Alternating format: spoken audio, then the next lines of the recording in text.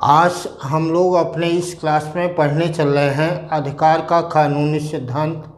और अधिकार के कानूनी सिद्धांत का आशय यह है कि यह इस बात पर बल देता है कि अधिकार केवल और केवल कानून की देन है।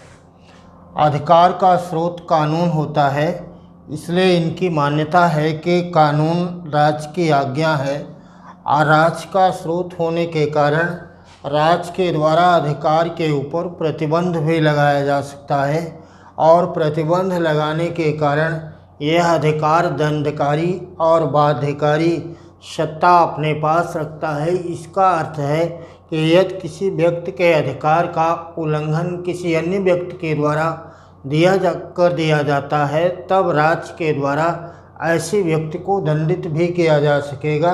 अधिकार के इस कानूनी सिद्धांत के अवधारणा का जन्म मूलतः प्राकृतिक सिद्धांत के अधिकार के प्राकृतिक सिद्धांत के खंडन एवं प्रतिक्रिया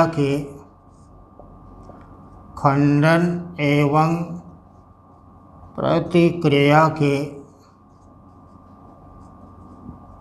परिणाम स्वरूप हुआ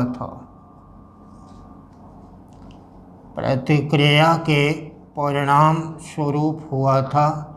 क्योंकि अधिकार के प्राकृतिक सिद्धांत की यह मान्यता थी कि अधिकार राज्य की उत्पत्ति से पूर्व ही प्रचलन में रहा है, जबकि वो सांख्यिकी की यह परिभाषा है कि अधिकार को राज्य के द्वारा मान्यता दी जाती है। इसलिए कानूनी अधिकार का सिद्धांत इसी बिंदु पर आधारित है कि अधिकार कुछ और नहीं बल्कि राज्य की उत्पत्ति के बाद अस्तित्व में आया और अधिकार कानून और राज्य की देन है।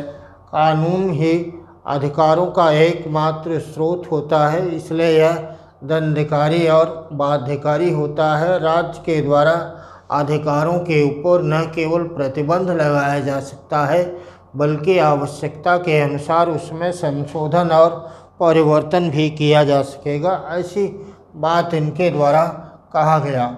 अधिकार के कानूनी सिद्धांत के समर्थकों में बोंदा, हॉब्स,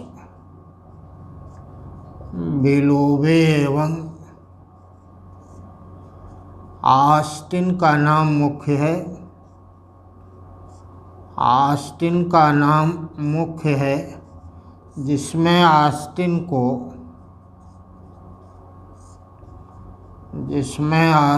को अधिकारों के कानूनी सिद्धांत का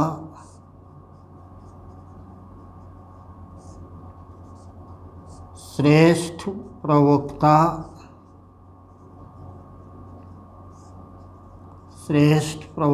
कहा जाता है। आपके एग्जाम में यह प्रश्न पूछा जाएगा कि अधिकारों के कानूनी सिद्धांत का श्रेष्ठ प्रवक्ता कौन है, तो आप क्या बताएंगे? अधिकारों के कानूनी सिद्धांत का श्रेष्ठ प्रवक्ता ऑस्टिन को कहते हैं। ऑस्टिन के द्वारा अधिकारों के कानूनी सिद्धांत का समर्थन किया गया और पुरजोर इसकी वकालत की गई और ऑस्टिन ने बतलाया कि अधिकार केवल और केवल कानून की ही एकमात्र देन है, अधिकार का कोई अन्य स्रोत नहीं होता। अधिकारों के कानूनी सिद्धांत का प्रतिपादन भले ही इन चिंतकों के द्वारा किया गया हो, लेकिन अधिकार के कानूनी सिद्धांत का अनेक आधारों पर आलोचना की जाती है।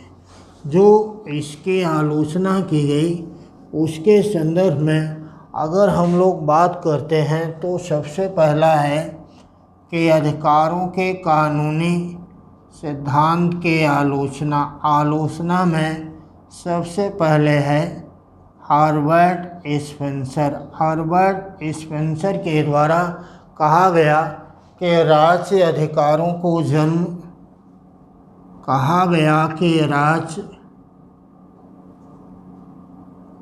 अधिकारों को जन्म नहीं देता है, बल्कि राज्य के द्वारा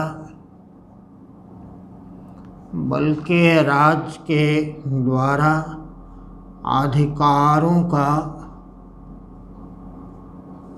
संरक्षण किया जाता है। अधिकारों का संरक्षण किया जाता है। राज्य का काम अधिकार का संरक्षण करना है। इस बात को कह करके हर्बर्ट स्पेंसर के द्वारा अधिकार के कानूनी सिद्धांत की आलोचना कर दी गई। देखिए, यहाँ पर एक अन्य बात भी महत्वपूर्ण है। हर्बर्ट स्पेंसर ने इसी आधार पर राज्य की न्यूनतम भूमिका का समर्थन किया था और कहा था कि जब तक समाज में अपराध है तभी तक राज्य की आवश्यकता है। यदि समाज में अपराध न हो तो राज्य की कोई आवश्यकता नहीं। इसी आधार पर हर्बर्ट स्पेंसर के द्वारा राज्य के न्यूनतम भूमिका का समर्थन करते हुए कहा गया कि राज्य एक आवश्यक बुराई होता है। आशीर्वादम एक अन्य चिंतक हैं। इनके द्वारा भी आशीर्वादम के द्वारा भी डॉक्टर आशीर्वादम के द्वारा भी कहा गया कि राज्य कानून का एकमात्र राज्य कानून का या अधिकार का एकमात्र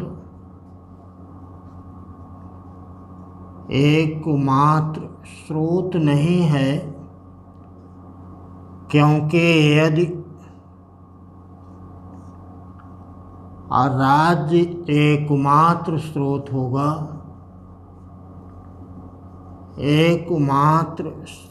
होगा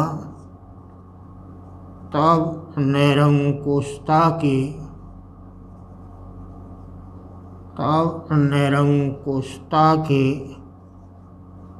स्थापना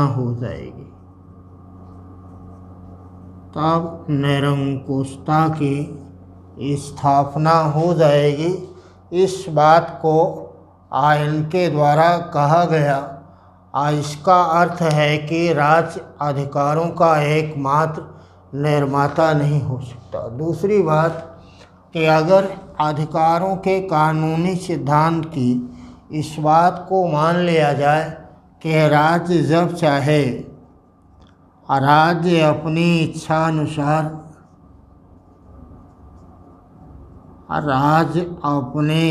अनुसार किसी भी अधिकार में संशोधन कर सकता है, तब अधिकारों की स्थायी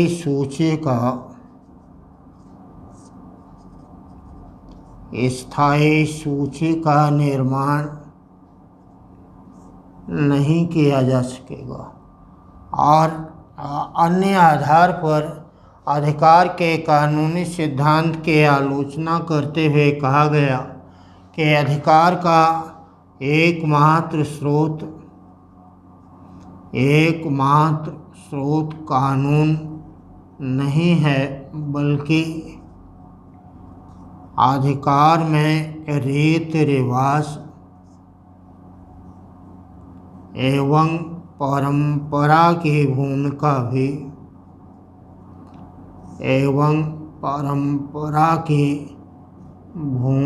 भी महत्वपूर्ण होती है। और रीति रिवाज और परंपराओं के इनके द्वारा अनदेखी की गई।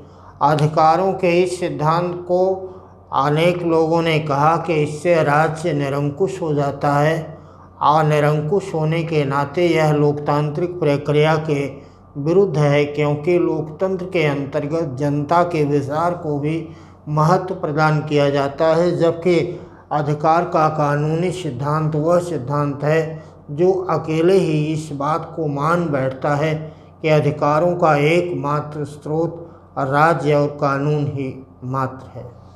खैर, इन आधारों पर अधिकारों के कानूनी सिद्धांत की आलोचना भले ही की जाती है, परंतु वर्तमान में अधिकारों का यह स्रोत मान्य है। इसका इस बात में महत्व है कि अधिकार सामान्यतः राज्य के द्वारा मान्यता प्राप्त है, यद्यपि अन्य स्रोतों को भी अब स्वीकार किया जाने लगा है कि अन्य स्रोत भी अधिकार के निर्माण में अपनी भूमिका का निर्वहन करते हैं।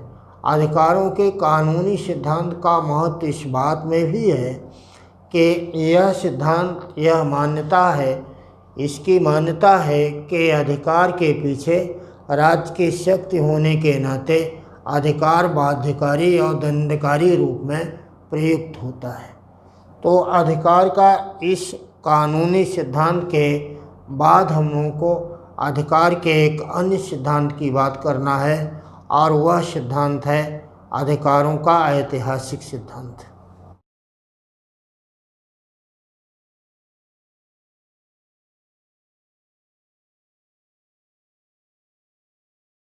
अब हम लोगों को यहाँ पर अधिकार के एक तीसरे सिद्धांत की बात करना है, और वह तीसरा सिद्धांत है अधिकारों का ऐतिहासिक सिद्धांत। अधिकारों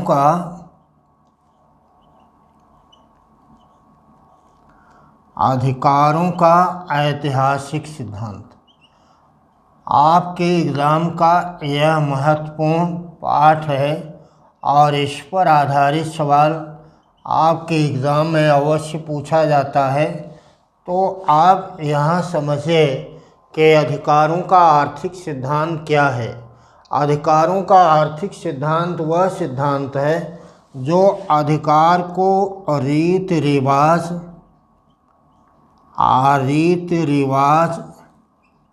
या परंपरा का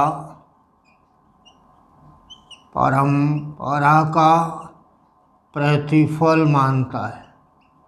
इनकी मान्यता है कि अधिकार मूलतः रीति रिवाज और परंपराओं के द्वारा ही आते हैं। कानून के द्वारा उनको केवल मान्यता दे दी जाती है। अधिकारों का कानूनी सिद्धांत अधिकार का एकमात्र स्रोत स्वीकार किया, किसको? राज्य को और कानून को। इसीलिए इस बात से अलग हटकर अधिकार का ऐतिहासिक सिद्धांत रीति रिवाज और परंपरा को अधिकारों का प्रतिफल मानता है। कहा कि रीति रिवाज ही मूर्त रूप में अधिकार के रूप में अवतरित हो जाते हैं।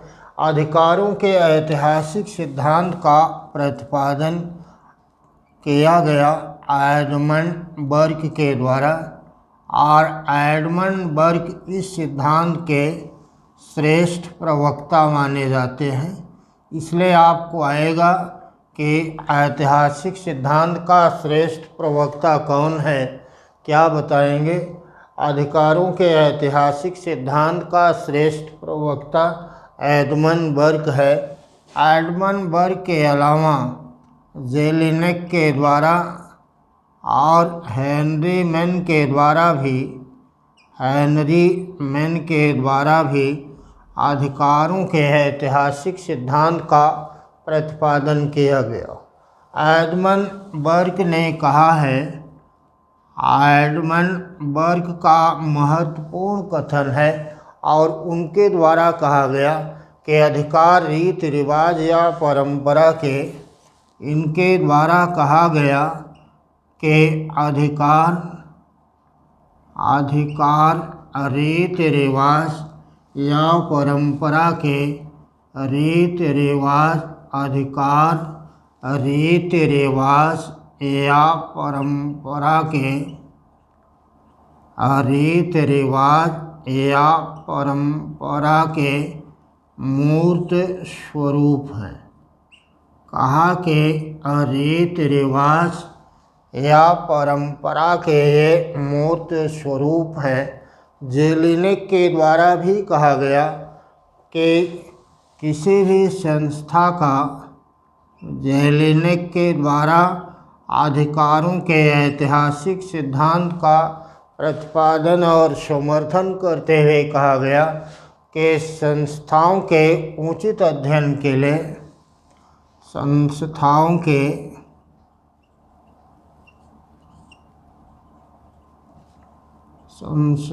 के उचित अध्ययन के लिए भले ही उसके स्वरूप का चाहे वह राजनीतिक हो,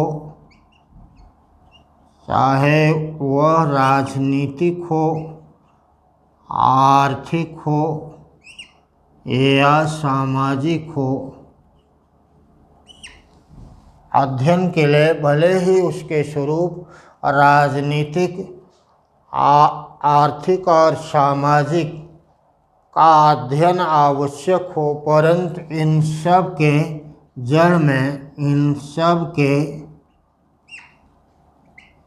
में उसके ऐतिहासिक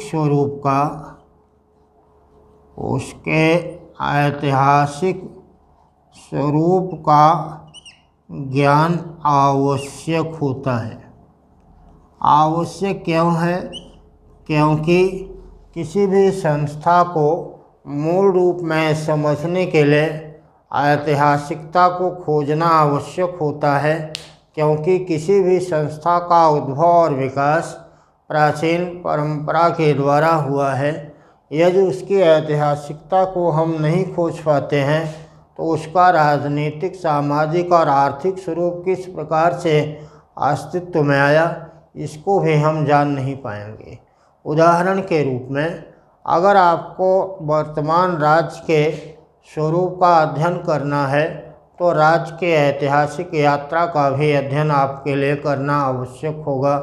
जैसे प्राचीन यूनान का नगर राज था, रोमन साम्राज्य था, सामंती राज्य था और बाद में आकर के राष्ट्रीय राज्य में 16वीं शताब्दी में वह कन्वर्ट हो जाता है। और मैकियावेली के द्वारा अपनी पुस्तक द प्रिंस के अंतर्गत राष्ट्रीय राज्य शब्द का प्रथम बार उल्लेख किया जाता है। इसलिए जेलिनेक के द्वारा इस बात पर बल दिया गया कि किसी भी संस्था का उचित अध्ययन करने के लिए भले ही हम उसके राजनीतिक, आर्थिक और सामाजिक स्वरूप का अध्ययन कर रहे हैं, उसमें सर्वाधिक महत्वपूर्ण है उसके ऐतिहासिकता का अध्ययन करना। एक अन्य महत्वपूर्ण बात ऐतिहासिक सिद्धांत के समर्थन में कहा जाता है। आपने सामान्यतः देखा होगा, जब कोई व्यक्ति किसी रास्ते पर चलना शुरू करता है तो वह पहले पगडंडी और बाद में धीरे धीरे आम रास्ता बन जाता है। पगडंडी है आम रास्ते में कन्वर्ट हो जाता है। और इसी प्रकार से कोई भी अधिकार जिसका प्रयोग वर्तमान और सभ्य समाज में किया जा रहा है, उसका विकास अपने ऐतिहासिक यात्रा के परिणाम स्वरूप हुआ। इसलिए ऐतिहासिकता को नज़रअंदाज करके, रीत रिवाज और परंपराओं को नज़रअंदाज करके हम अधिकार की कल्पना नहीं कर सकते। इस बात पर अधिकारों का यह सिद्धांत बल देता है। लेकिन अधिकारों के ऐतिहासिक सिद्धांत के संदर्भ में रीत रिवाज और परंपरा की भूमिका भले ही महत्वपूर्ण रही हो, परंतु अनेक आधारों पर इस सिद्धांत के आलोचना की जाती है। तो आखिर आलोचना का आयाम क्या है? पहला आयाम तो इसकी अगर आलोचना में देखते हैं तो आपको मालूम होगा कि अधिकारों का ऐतिहासिक सिद्धांत यह रीत रिवाज को अधिकार का स्रोत मान लेता है, परंतु यह अवमुचित नहीं है, क्योंकि अधिकारों का एकमात्र स्रोत कभी भी रीति रिवाज या परंपरा नहीं हो सकता। अधिकार के अनेक स्रोत हैं, जैसे विधायिका, कार्यपालिका, न्यायपालिका, कार्यपालिका, न्यायपालिका, संविधान और राज्य और समाज अनेक स्रोत होते हैं, लेकिन इन्होंने रीति रिवाज को आवश्यकता से अधिक बल देकर के अधिकार के अन्य स्रोतों को नज़रअंदाज कर दिया है, जिसे पूर्ण रूप से स्वीकार नहीं किया जा सकता। दूसरी महत्वपूर्ण बात कि हर एक रीति रिवाज समाज के लिए लाभकारी नहीं होते। बहुत सारे ऐसे रीति रिवाज और परंपराएं रहीं जिनको हम स्वीकार नहीं कर सकते, जिनको न स्वीकार करने का कारण है कि भारत में और संसार के अनेक देशों में, अगर उदाहरण के रूप में आप देखें तो यूनान में दास्ता का प्रचलन था। यह इस रीति रिवाज परंपरा को क्या वर्तमान में स्वीकार किया जा सकता है? आपका उत्तर होगा नहीं। भारत में बाल विवाह, अस्पृश्यता, सती प्रथा जैसी कुरीतियाँ भी प्रचलित में रहीं, तो क्या इनको हम अधिकार के रूप में मान्यता दे सकते हैं? आपका उत्तर होगा कि ऐसा संभव नहीं है। इसलिए यह कहना उचित है कि अधिकार का एकमात्र स्रोत रीति रिवाज या परंपरा नहीं होगा, क्योंकि अनेक परंपराएं अगर समाज के लिए लाभकारी हैं तो कई ऐसी भी परंपराएं हैं जो समाज के लिए लाभकारी नहीं हैं। इसलिए आवश्यक है कि हम देखें कि जो परंपराएं समाज के लिए लाभकारी हैं, राज्य के द्वारा उन्हें अधिकार के रूप में मान्यता दिया जाए, परंतु जो परंपराएं समाज के लिए लाभकारी नहीं हैं उनको अधिकार के रूप में मान्यता न दिया जाए। हॉकिंस के द्वारा इस पर टिप्पणी किया गया और हॉकिंस ने एक महत्वपूर्ण बात कहा है। उनका कहना है कि यह कहना कि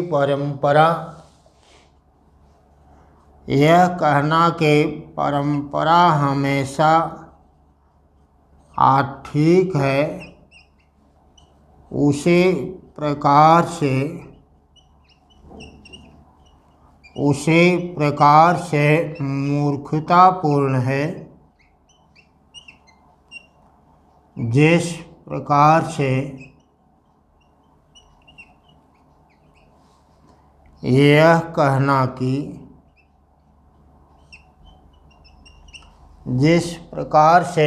कहना कि कानून के द्वारा किसी भी वस्तु को वैधानिक बनाया जा सकता है।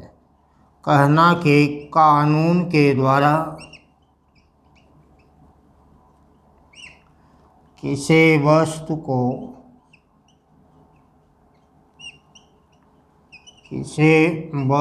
को वैधानिक बनाया जा सकता है। इस प्रकार से आपने यहाँ पर देखा कि अधिकारों के ऐतिहासिक सिद्धांत के कई आधारों पर आलोचना की गई और इस बात को स्वीकार किया गया कि हर एक रीति रिवाज को और परंपरा को अकेले ही अधिकार का स्रोत नहीं माना जा सकता, लेकिन अधिकारों के ऐतिहासिक सिद्धांत का महत्व इस बात में है कि इनके द्वारा रीति रिवाज और परंपरा को भी अधिकार के एक स्रोत के रूप में स्वीकार करने पर बल दिया गया। अकेला भले ही परंपरा अधिकार का स्रोत न हो, लेकिन परंपराएं भी अधिकार के स्रोत के रूप में हो सकती हैं। इस बात से हम लोग इनकार नहीं कर सकते।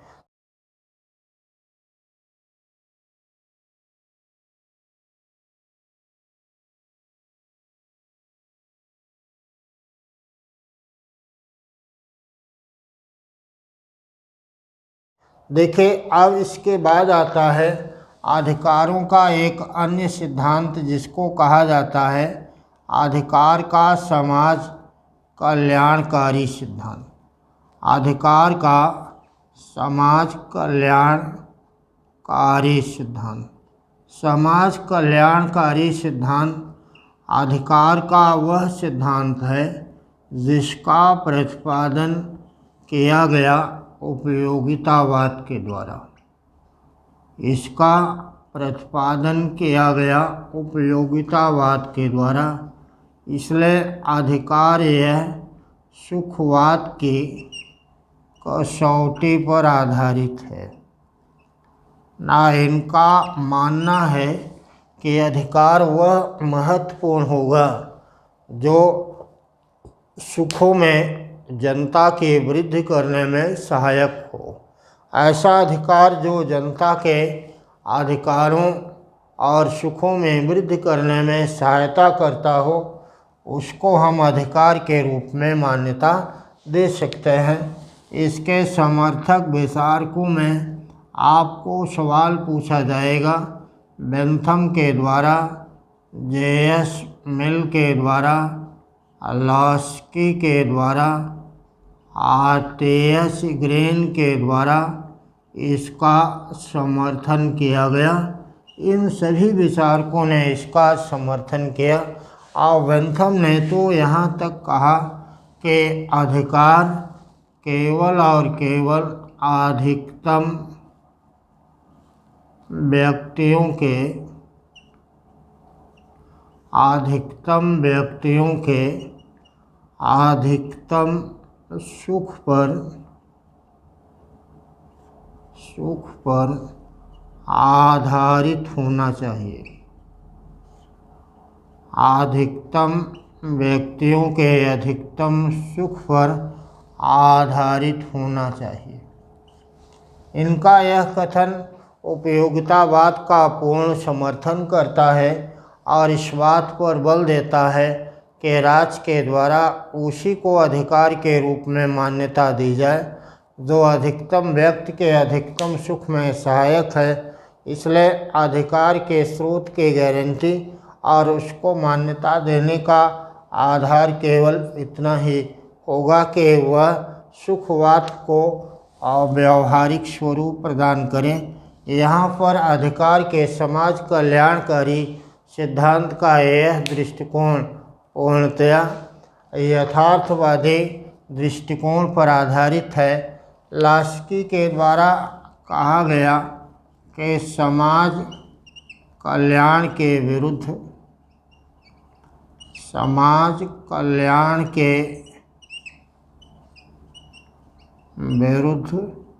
हमें कोई अधिकार प्राप्त नहीं है। इसी आधार पर लॉस्की के द्वारा एक महत्वपूर्ण कथन कहा गया था कि हमें ब्रेड खाने का अधिकार नहीं होगा यदि मेरा पड़ोसी भूखा है। तो यह इस बात को बतलाता है कि समाज कल्याण और व्यक्ति के हितों की बात अधिकार के रूप में एक साथ अंतर संबंधित होता है। इसी बात का समर्थन टी.एच. ग्रीन के द्वारा करते हुए व्यक्ति एवं समाज के हितों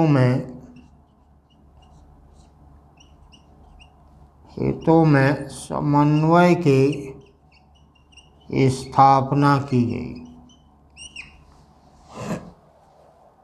इस प्रकार से अगर हम लोग देखते हैं कि अधिकारों का समाज कल्याणकारी सिद्धांत उपयोगितावाद के अवधारणा पर आधारित है और यह लोक कल्याण को आधार मान करके अधिकारों की बात करता है।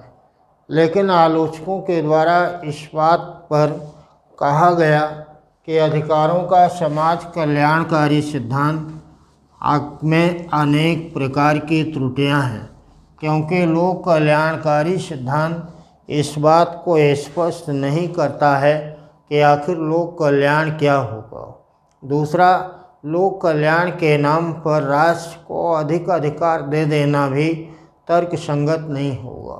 दूसरी बात, अगर सारे ऐसे अधिकारों को जो लोक कल्याण पर आधारित हैं अधिकार के रूप में मान्यता दे देंगे तो स्वाभाविक बात है राज्य के ऊपर आर्थिक बोझ बढ़ेगा, यह भी उचित नहीं होगा।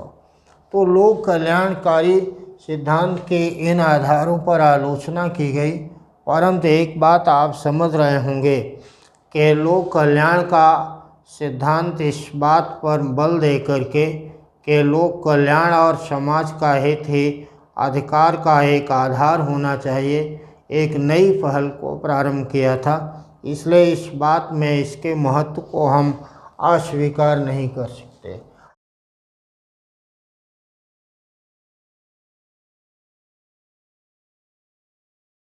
अब देखें, अधिकार का एक अन्य महत्वपूर्ण सिद्धांत है और उस सिद्धांत का नाम है अधिकार का आदर्शवादी सिद्धांत। अधिकार का आदर्शवादी सिद्धांत वह सिद्धांत है जो मूलतः व्यक्ति के नैतिक अधिकार पर बल देता है। यह नैतिक अधिकार पर बल देता है और अधिकार का उद्देश्य व्यक्ति के आंतरिक व्यक्तित्व के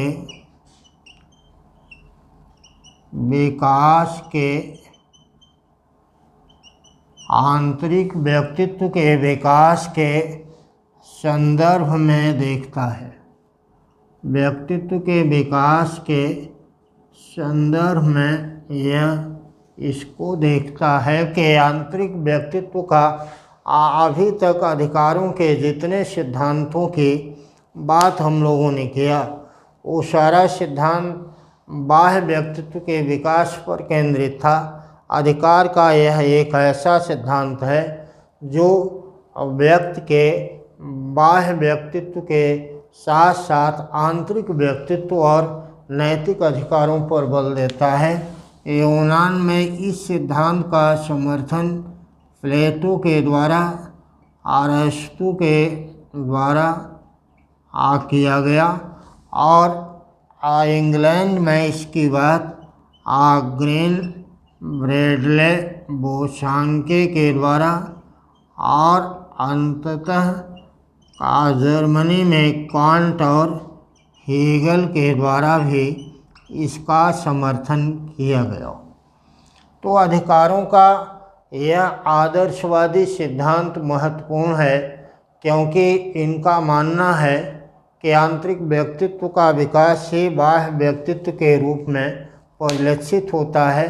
इसलिए आंतरिक और बाह्य व्यक्तित्व दोनों के विकास पर समान रूप से बल दिया जाए, ऐसे अधिकारों को मान्यता दिया जाए जो न केवल व्यक्ति के बाह्य व्यक्तित्व के विकास में सहायक हों बल्कि आंतरिक व्यक्तित्व का विकास भी उनके द्वारा किया जाए।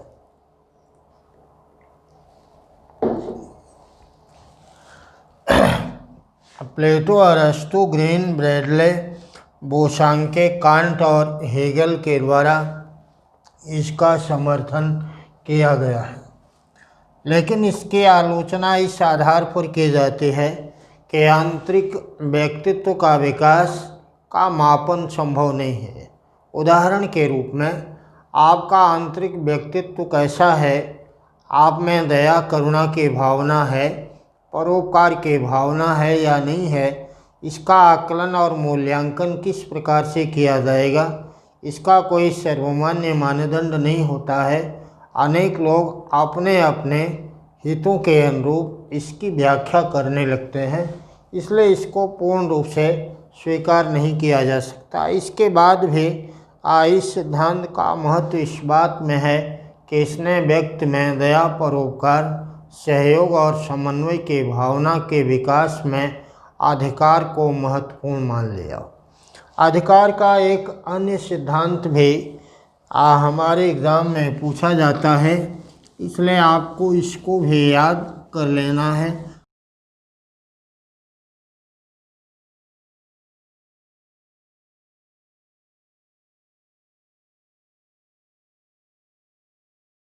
अधिकार का एक दूसरा सिद्धांत है जिसे अधिकारों का आर्थिक सिद्धांत कहते हैं।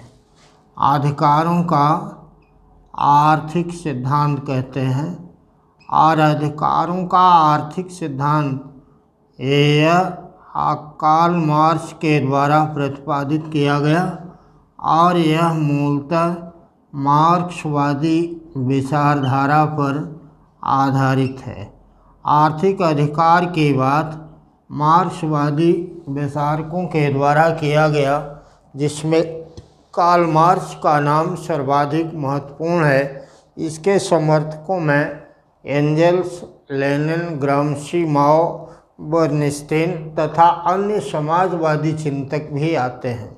मार्क्सवादी चिंतकों के द्वारा आर्थिक अधिकार का आशय माना गया कि एक राज्य विहीन और वर्ग विहीन समाज की स्थापना हो और पूंजीवाद को खत्म कर दिया जाए, तब व्यक्ति को आर्थिक अधिकार मिलेगा, जिससे व्यक्ति का शोषण किसी दूसरे व्यक्ति के द्वारा नहीं किया जाएगा, मजदूरों का शोषण नहीं होगा, गरीबों का भी शोषण इसमें नहीं किया जाएगा। इस बात पर अधिकारों का यह सिद्धांत बल देता है। कार्ल मार्क्स की मान्यता थी कि इस अधिकारों के आर्थिक सिद्धांत को लागू करने के लिए दो चरण आवश्यक होंगे। पहला है सर्वहारा का अधिनायकवाद, और सर्वहारा के अधिनायकवाद के अंतर्गत रोजगार की गारंटी होगी, निश्चित काम के घंटे निर्धारित होंगे और आप काम करने का पूरा भुगतान किया जाएगा। किसी भी वर्ग के द्वारा किसी भी कमज़ोर वर्ग का शोषण नहीं होगा, न्यूनतम वेतन का भुगतान अवश्य होगा, लाभांश में मजदूरों का भी हिस्सेदारी होगी। यह सर्वहारा के अधिनायकवाद के अंतर्गत कहा गया और इस बात पर भी बल दिया गया था कि जितने भी बड़े उद्योग हैं सबका राष्ट्रीयकरण कर दिया जाएगा, सब पर राज्य का नियंत्रण होगा और राज्य का शासक मजदूर वर्ग के द्वारा संचालित होगा। इस बात पर बल दिया गया। लेकिन इसके बाद की स्थिति में अधिकारों का आर्थिक सिद्धांत मानता है कि यह पूर्ण समानता मूलक समाज की स्थापना होगी, जिसमें प्रत्येक व्यक्ति अपनी क्षमता के अनुसार काम करेगा और आवश्यकता के अनुसार ही वह प्राप्त करेगा। ऐसे समानता मूलक समाज के निर्माण पर अधिकारों का आर्थिक सिद्धांत बल देता है।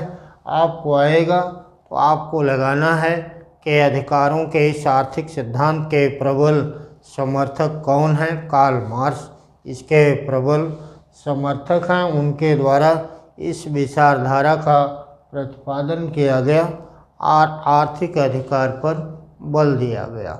अधिकारों के आर्थिक सिद्धांत के पूंजीवादी चिंतकों के द्वारा आलोचना की जाती है और इनका मानना है कि राज्य विहीन और वर्ग विहीन समाज एक कल्पना मूलक अवधारणा है और पूंजीवाद का खात्मा हिंसात्मक साधनों के द्वारा करना भी तर्कपूर्ण और व्यावहारिक नहीं है। पूंजीवाद को अकेले मजदूर वर्ग के अधिकारों का अपहरणकर्ता मान लेना कार्ल मार्क्स की पूर्व धारणा पर आधारित था।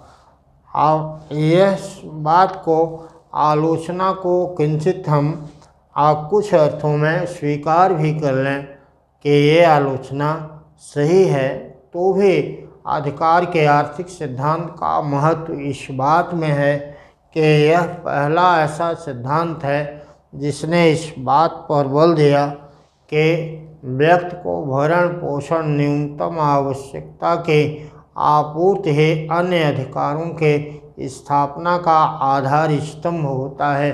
जब तक व्यक्ति को भरण पोषण का अधिकार नहीं होगा, जब तक व्यक्ति को जीविकोपार्जन का अधिकार नहीं होगा, वह अपने किसी अन्य अधिकार का भला प्रयोग कैसे कर पाएगा।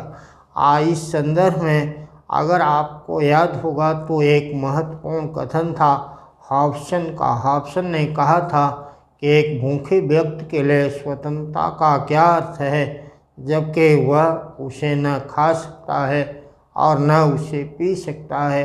अगर किसी गरीब व्यक्ति को राजनीतिक अधिकार मिला हो, लेकिन उस राजनीतिक अधिकार का प्रयोग वह कब करेगा जबकि उसका पेट भरा होगा। इसलिए आर्थिक सिद्धांत इसी बात पर बल दे करके संसार का और संसार के समस्त राजनीति वैज्ञानिकों का ध्यान इस तरफ एक नई दिशा में आकृष्ट करने का प्रयास करता है। तो यहाँ आपको सवाल आएगा, अधिकारों का आर्थिक सिद्धांत किससे संबंधित है? अधिकारों का आर्थिक सिद्धांत कार्ल मार्क्स की विचारधारा के साथ संबंधित है। देखिए, ये बातें हम लोगों ने किया।